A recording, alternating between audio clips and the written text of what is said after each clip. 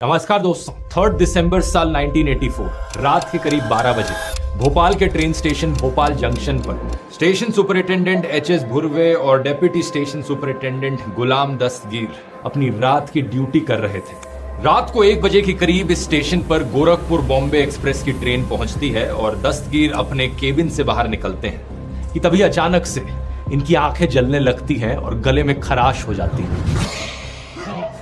ये अपने सीनियर भुर्वे को ढूंढते हैं उन्हें ये बात बताने के लिए, लेकिन वो कहीं दिखाई नहीं देते। कुछ ही मिनटों बाद उन्हें भुर्वे जमीन पर पड़े हुए दिखाई देते हैं। दस्तगीर उनकी सांसें चेक करने की कोशिश करते हैं तो उन्हें पता चलता है कि वो जिंदा नहीं है। दस्तगीर इमीडिएटली समझ जाते हैं कि यहाँ क्या हो रहा है। असल में बात क्या है कि इस भोपाल जंक्शन स्टेशन से करीब 1 किलोमीटर दूर एक यूनियन कार्बाइड की फैक्ट्री है जहाँ एक बेहद खतरनाक हादसा हो गया है। यूनियन कार्बाइड से गैस लीक हुआ है। 50,000 पाउंड जहरीली गैसेस इस फैक्ट्री से लीक हो रही हैं। MIC, हाइड्रोजन साइनाइड, फॉस्जीन, ढेर सारी जहरीली गैसेस इस फैक्ट्री से निकलकर अब बड़ी तेजी से शहर में चारों तरफ फैल रही हैं। स्टेशन पर अब सबसे सीनियर मोस्ट आदमी दस्तगीर ही हैं। ये डिसाइड करते हैं कि गोरखपुर बॉम्बे एक्सप्रेस की ट्रेन को अपने स्केड्यूल डिपार्चर के समय से पहले ही निकालना होगा। प्लान के अनुसार ये ट्रेन अभी 20 मिनट और इस स्टेशन पर खड़ी रहनी थी। ट्रेन के सभी पैसेंजर्स ने अपनी खिड़कियां बंद कर रखी थी और दस्तगीर नहीं चाहते थे कि ट्रेन में बैठे लोगों को कोई खतरा पहुंचे। इसके लिए वो अपना प्रोटोकॉल तोड़ देते हैं। वो स्टेशन स्टाफ से कहते हैं कि ट्रेन को डिपार्चर के लिए क्लियर किया जाए और वो इस प्रोटोकॉल को तोड़ने की पूरी जिम्मेदारी खुद लेते हैं अपने सर पर। इसी बीच देखने को मिलता है कि स्टेशन पर लोगों की भीड़ लगती जा रही है। जब यह हादसा हुआ ज्यादातर लोग अपने घरों में रात में सो रहे थे। लोगों को सांस लेने में तकलीफ होने लगी तो कुछ लोग जिनके पास अपनी गाड़ियां थी वो गाड़ियों में बैठे और शहर से दूर जाने लगे। दूसरी तरफ जिन लोगों के पास अपनी गाड़ियां नहीं थी उनमें से बहुत से लोग स्टेशन पर आकर इकट्ठे होने लगे। वो नहीं जानते थे क्या किया जाए। भोपाल जंक्शन पर भीड़ धीरे धीरे बढ़ती जा रही थी। चारों तरफ लोग खांस रहे थे, रो रहे थे और उल्टियां कर रहे थे। दस्तगीर एक प्लेटफॉर्म से दूसरे प्लेटफॉर्म पर भाग रहे थे। लोगों की जिस तरह मदद हो सके मदद करने की कोशिश कर रहे थे। ये आसपास के स्टेशंस पर एक SOS कॉल देते हैं जिसके चलते 4 एम्बुलेंसेस, पैरामेडिक्स और रेलवे डॉक्टर्स भी लोगों की मदद करने में जुट जाते हैं। इस सब के बावजूद इस जहरीली गैस से बचना बहुत मुश्किल था।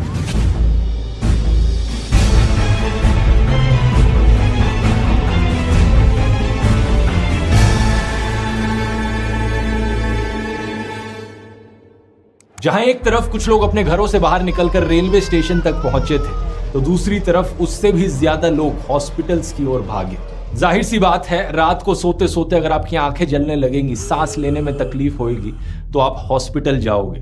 लेकिन प्रॉब्लम यह थी कि ना तो रेलवे डॉक्टर्स को ना ही हॉस्पिटल के डॉक्टर्स को पता था कि यहाँ क्या हो रहा है। उन्होंने ऐसे सिम्टम्स लोगों में कभी पहले नहीं देखे थे। वो नहीं जानते थे कि लोगों को क्या बीमारी हो रखी है और उसके पीछे क्या कारण है। यूनियन कार्बाइड की फैक्ट्री से करीब 3 किलोमीटर दूर था भोपाल का हमीदिया हॉस्पिटल। उन दिनों इस हॉस्पिटल में करीब 1200 बेड्स की कैपेसिटी हुआ करती थी। रात के करीब 1:15 बजे इस हॉस्पिटल में पहला पेशेंट पहुंचता है जो कंप्लेन करता है कि उसकी आंखों में इरिटेशन हो रही है और इसके सिर्फ 5 मिनट बाद 1000 से ज्यादा लोगों की भीड़ लग जाती है इस हॉस्पिटल में। कुछ डॉक्टर्स इस यूनियन कार्बाइड फैक्ट्री की कंपनी से पता करने की कोशिश करते हैं कि क्या हुआ है, लेकिन वहां से गलत इंफॉर्मेशन इन्हें मिलती है। कंपनी के मेडिकल ऑफिसर LD लोया डॉक्टर्स को बताते हैं कि ये गैस पॉइजनस नहीं है, पेशेंट्स की आंखों में बस एक गीली पट्टी बांध दो, उससे सब ठीक हो जाएगा। इसी बीच superintendent of police Swarajpuri control room में जाते हैं और देखते हैं कि उनका सारा स्टाफ जोर जोर से खांस रहा है और अपनी आंखें मल रहा है। समय था रात के 1:25। वो इस कार्बाइड की फैक्ट्री में फोन लगाते हैं। 2 फोन कॉल्स पर उनको जवाब मिलता है एवरीथिंग इज ओके, सब सही है। लेकिन जब वो तीसरी बार फोन कॉल लगाते हैं तो उन्हें जवाब आता है, हमें नहीं पता क्या हुआ है यहाँ पर sir, we don't know what has happened. रात को 2:10 हॉस्पिटल में पेशेंट्स की संख्या 4000 के करीब पहुंच चुकी थी। भोपाल जंक्शन स्टेशन पर अपनी अलग ही हड़बड़ी मची हुई थी। दस्तगीर गोरखपुर बॉम्बे एक्सप्रेस को स्टेशन से रवाना कर चुके थे, लेकिन अब लोगों की मदद करना मुश्किल होता जा रहा था। इन्हें बाद में पता लगता है कि इनके सीनियर एच.एस. भुर्वे एक दूसरी ट्रेन को भोपाल से निकालने का इशारा देते हुए मारे गए। इनके सीनियर ने भी ट्रेन को कहा था, इस प्लेटफॉर्म पर मत रुको, आगे चलते जाओ, आगे चलते जाओ। गुलाम दस्तगीर, उनकी पत्नी और उनके 4 बच्चे भोपाल के पुराने शहर में रहते थे, जो कि सिर्फ 3 किलोमीटर दूर था इस यूनियन कार्बाइड की फैक्ट्री से। लेकिन दस्तगीर अपने घर वालों के बारे में सोचकर भागते नहीं हैं। वो स्टेशन पर डटे रहकर लोगों की मदद करते रहते हैं। जो भी ट्रेन स्टेशन से गुजरती है उसे कहा जाता है रुको मत, आगे चलते रहो। दस्तगीर के कोलीग मंजूर अहमद खान उन लोगों में से थे जो भोपाल से निकलने के लिए स्टेशन पहुंचते हैं। अपने पूरे परिवार के साथ ये स्टेशन आते हैं रात के करीब 3 बजे।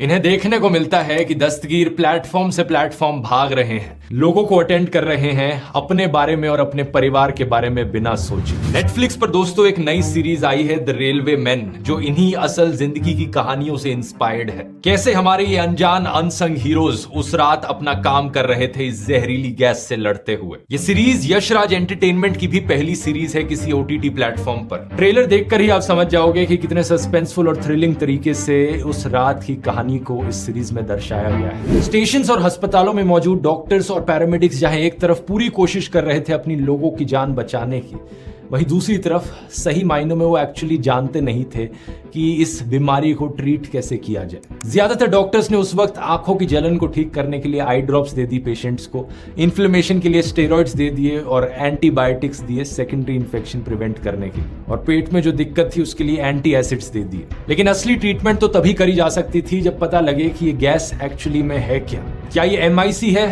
फॉस्जीन है या कोई और हाइड्रोजन साइनाइड जैसी गैस है। डॉक्टर्स को पहले लगा कि ये फॉस्जीन पॉइजनिंग है। ऐसा इसलिए क्योंकि हादसे से एग्जैक्टली 3 साल पहले ऐसा एक और हादसा हुआ था इस सेम यूनियन कार्बाइड की फैक्ट्री में। दिसंबर 1981 की बात है। इस फैक्ट्री में काम करने वाले अशरफ मोहम्मद खान की मौत हुई थी फॉस्जीन लीक की वजह से। दूसरी तरफ कंपनी की तरफ से बोला जा रहा था कि ये MIC है, इससे कुछ होएगा नहीं, लेकिन सिर्फ इरिटेशन होगी तो बस गीली पट्टियां बांध लो आंखों पर। वैसे MIC की वेपराइजेशन 38 डिग्री सेल्सियस पर होती है, जो कि काफी ज्यादा टेम्परेचर है। वहीं दूसरी तरफ फॉस्जीन सिर्फ 8 डिग्री पर वेपराइज हो जाती है। और भोपाल में दिसंबर की ठंड थी तो यही अज्यूम किया डॉक्टर्स ने कि ये गैस फॉस्जीन ही होगी। किसी को यह नहीं पता था कि जिस वक्त ये फैक्ट्री में हादसा हुआ उस वक्त टेम्परेचर 400 डिग्री सेल्सियस के करीब था।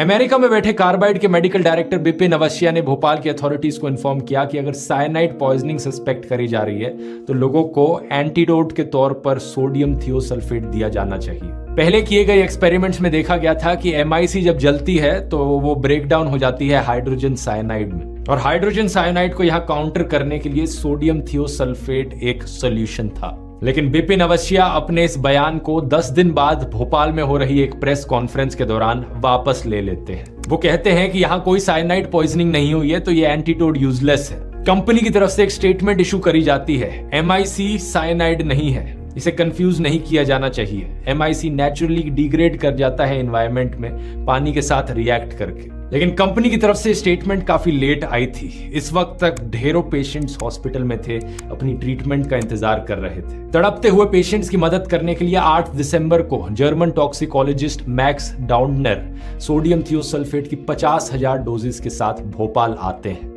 डॉक्टर्स ने जब सोडियम थियोसल्फेट का इस्तेमाल किया तो पता चला कि एक्चुअली में सक्सेसफुल प्रूव हो रहा था। कई पेशेंट्स रिकवर कर रहे थे इसकी मदद से। लेकिन फिर एक पेशेंट की मौत हो जाती है इसे देने के बाद, और खबर फैलती है कि एक जर्मन डॉक्टर ने सोडियम थियोसल्फेट से हत्या कर दी। इसके चलते इस डॉक्टर को अपनी एंटीडोट्स के साथ वापस भेज दिया जाता है। गांधी मेडिकल कॉलेज के सीनियर प्रोफेसर सोडियम थियोसल्फेट के यूज को रिजेक्ट कर देते हैं। डॉक्टर MN नागू जो डायरेक्टर थे मध्य प्रदेश की हेल्थ सर्विसेज के उस वक्त, वो 13 दिसंबर को एक सर्कुलर में बताते हैं, under no circumstances shall sodium thiosulphate be given unless it is correctly and conclusively proved in the laboratory that it is cyanide poisoning. इस सब के बावजूद कुछ लोग कन्विंस थे कि लोगों को साइनाइड पॉइजनिंग ही हुई है। पहला तो इसलिए क्योंकि जब सोडियम थियोसल्फेट का इस्तेमाल किया जा रहा था कुछ पेशेंट्स पर तो उनमें एक पॉजिटिव इफेक्ट देखने को मिल रहा था, और दूसरा जब भोपाल मेडिकल लीगल इंस्टीट्यूट के डायरेक्टर डॉक्टर हिरीश चंद्रा ने बॉडीज की ऑटोप्सीज करी तो उनको साइनाइड पॉइजनिंग के लक्षण मिले। उन्होंने कहा कि हमें सोडियम थियोसल्फेट ही यूज करना चाहिए। हफ्तों बाद फरवरी में जाकर ICMR भी डॉक्टर्स को इंस्ट्रक्शंस देता है कि सोडियम थियोसल्फेट ही यूज करो। यहाँ सबसे बड़ा सवाल ये उठता है कि ये कंफ्यूजन क्यों पैदा हुआ। कंपनी की तरफ से भी, जिस कंपनी की ये फैक्ट्री थी, उन्होंने भी इतना कंफ्यूजन क्यों पैदा किया MIC और साइनाइड को लेकर? इसका सीधा जवाब है, कंपनी एक बहुत बड़े कॉम्पोजिशन क्लेम के लपेटे में थी। वो पैसे बचाने के लिए MIC के साइड इफेक्ट्स को कम दिखाना चाह रही थी और सरकारी अथॉरिटीज भी इस कंफ्यूजन में फंस गए, जिसकी वजह से और कई लोगों की जानें गई जिनकी बचाई जा सकती थी अगर सही टाइम पे उन्हें ट्रीटमेंट दी जाती तो। गुलाम दस्तगीर, जिनकी कहानी मैंने आपको इस वीडियो के शुरू में बताई थी, वो अपनी खुद की जान तो बचा लेते हैं, लेकिन अपनी जिंदगी के वो आखिरी 19 साल ज्यादातर समय हॉस्पिटल में बिताते हैं। साल 2003 में जाकर उनका देहांत होता है। सबसे शॉकिंग चीज इस पूरी भोपाल गैस ट्रेजेडी की कहानी में ये है कि इस हादसे के बारे में पहले ढेरों वार्निंग्स दी गई थी अलग अलग लोगों के द्वारा। कई लोग कह रहे थे कि इस फैक्ट्री में कभी भी हादसा हो सकता है, यहाँ पर सेफ्टी का कोई ध्यान नहीं रखा जाता, लेकिन ना तो कंपनी की तरफ से ना सरकारी अथॉरिटीज की तरफ से कोई एक्शन लिया गया। साल 1981 में जब अशरफ खान की मौत हुई थी कार्बाइड के एक एक्सीडेंट में, इसके बाद मई 1982 में अमेरिका से 3 एक्सपर्ट्स भेजे थे कार्बाइड कंपनी ने, जिनका काम था इस प्लांट के सेफ्टी मेजर्स को जांचना। इन्होंने टोटल में 60 से ज्यादा हजार्ड्स दर्ज किए अपनी रिपोर्ट में। इस रिपोर्ट में लिखा गया कि कैसे इमरजेंसी इवैक्यूएशन प्रोसीजर्स को फैक्ट्री के आसपास रहने वाले लोगों के साथ कभी शेयर नहीं किया गया। इसमें लिखा गया कि MIC के टैंक्स को बड़ी आसानी से कॉन्टेमिनेट किया जा सकता है। टैंक प्रेशर गॉज को डिफेक्टिव बताया गया और इस रिपोर्ट में दर्ज किए गए ढेरों इश्यूज और वार्निंग्स के बारे में 3 आर्टिकल्स भी लिखे गए। बचाइए हुजूर इस शहर को बचाइए, ज्वालामुखी के मुहाने बैठा भोपाल, और ना समझोगे तो आखिर मिट ही जाओगे। ये तीनों आर्टिकल्स लोकल न्यूज़पेपर राजपथ में काम करने वाले पत्रकार राजकुमार केशवानी ने 2 हफ्तों के अंदर लिखे थे। जर्नलिस्ट केसवानी का आखिरी आर्टिकल इस भोपाल के प्लांट पर लिखा गया था 16 जून 1984 को। ये नेशनल न्यूज़पेपर जनसत्ता में छपा था और इसमें लिखा था कि भोपाल में कभी भी एक डिजास्टर देखने को मिल सकता है। इससे आपको अहमियत पता चल जानी चाहिए कि देश में आजाद और इंडिपेंडेंट मीडिया की कितनी जरूरत है। सच बात तो यह है कि केसवानी ने कोई एक्स्ट्राऑर्डिनरी काम नहीं किया, उन्होंने बस अपना रोजमर्रा का काम बेहद ऑनेस्टी के साथ किया और इसलिए आज उन्हें एक अनसंग हीरो कहा जा सकता है। अपने आखिरी आर्टिकल में वो एक और बड़ा खुलासा करते हैं। साल 1975 में भोपाल म्यूनिसिपल कॉर्पोरेशन को MN बुक नाम के एक हाईली रिस्पेक्टेड ब्यूरोक्रेट चला रहे थे, जिन्होंने कार्बाइड को भोपाल से निकालने का नोटिस दिया था। इसके जवाब में इनका ट्रांसफर करा दिया जाता है और कार्बाइड 25,000 रुपए देती है कॉर्पोरेशन को एक पार्क बनवाने के लिए। इस बात से केसवानी का तात्पर्य था कि सरकार में बैठे कुछ लोग कार्बाइड की मदद कर रहे हैं ताकि वो सक्सेसफुली अपनी फैक्ट्री को खोले रख सके। ऐसे ही कई और खुलासे द रेलवे मैन सीरीज में दिखाए गए हैं, जिसे अब आप जाकर नेटफ्लिक्स पर देख सकते हैं।